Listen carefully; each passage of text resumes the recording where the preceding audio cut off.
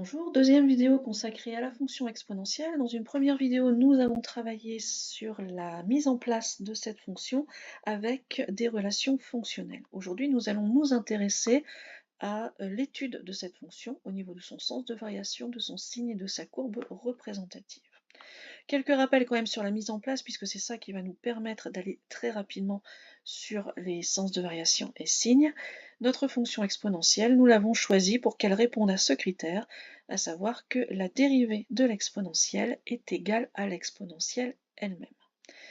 De plus, nous voulons que l'exponentielle en 0 soit égale à 1. Au départ, nous l'avons travaillé en la notant exp pour exponentielle, mais nous avons vu qu'elle avait des propriétés calculatoires qui étaient intéressantes et qui allaient nous faire penser aux puissances. On a vu surtout que cette fonction exponentielle était basée sur une relation qui transformait les additions en multiplications. Donc si on applique ça à notre exponentielle, on a des formules qui sont pas forcément très agréables à voir, mais dès qu'on va passer sur la notation de puissance, là à ce moment-là, elles vont être beaucoup plus naturelles.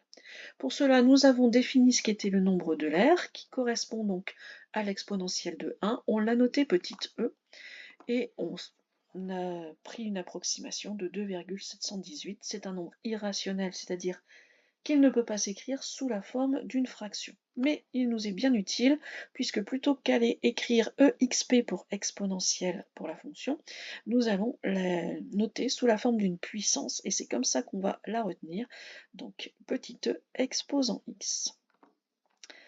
Ça va nous permettre comme ça d'écrire nos formules beaucoup plus facilement. Tout ce qu'on a vu comme formule sur les puissances avec n'importe quel nombre de bases, on va pouvoir avoir les mêmes avec cette base petite e. Donc on va avoir les multiplications qui se transforment en addition sur les exposants. L'exponentielle d'un nombre négatif, on va pouvoir le transformer en inverse. Et enfin les puissances de puissance qui vont se transformer en multiplication. Donc tout ça va être très agréable à manipuler.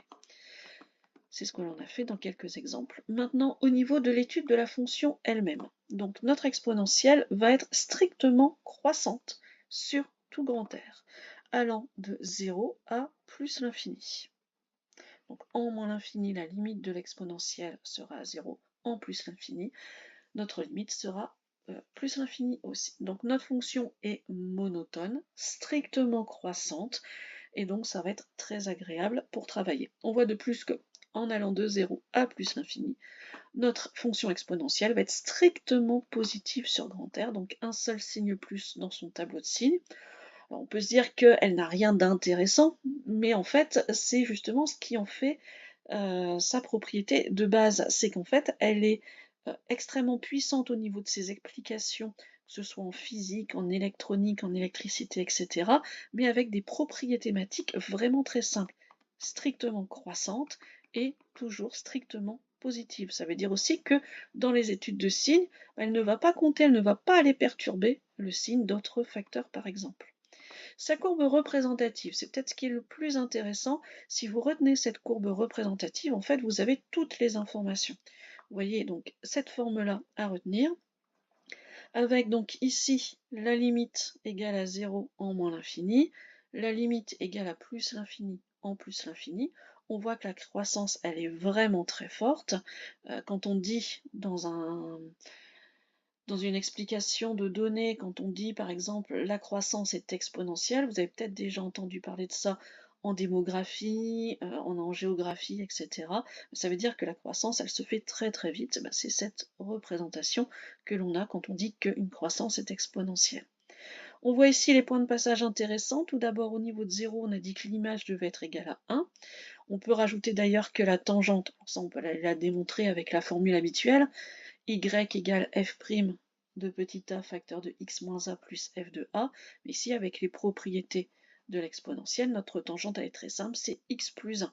Donc on peut comme ça avoir une espèce de tremplin pour avoir la courbure de notre courbe au niveau du passage de l'axe des ordonnées. On a aussi défini le nombre petit e comme étant l'image de 1, l'exponentielle de 1, donc on va le retrouver ici avec ce fameux 2,718, qu'on ne peut pas lire comme ça aussi précisément, mais qu'on peut retrouver par d'autres formules beaucoup plus compliquées, mais qui ne font pas l'objet de notre cours.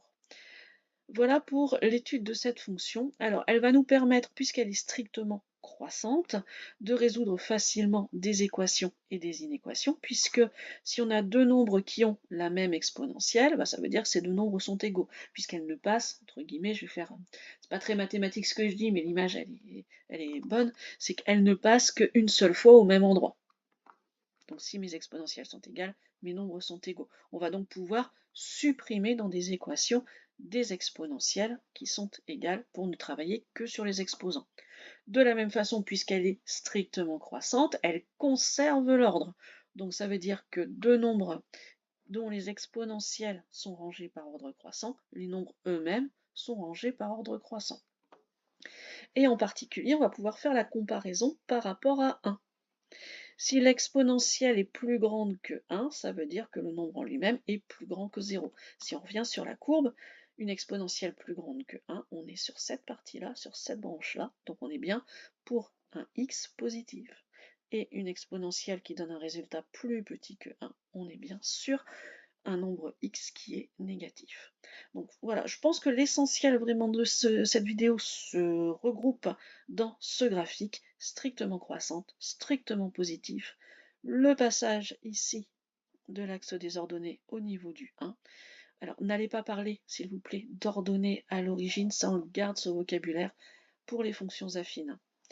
Et on voit l'image donc de 1, on voit la tangente, enfin vraiment tout est concentré sur ce graphique.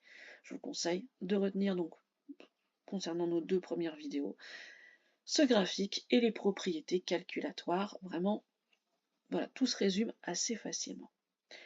J'en conclus là pour cette deuxième vidéo. On se retrouvera après en mettant un exposant un petit peu plus compliqué que le x. Au revoir.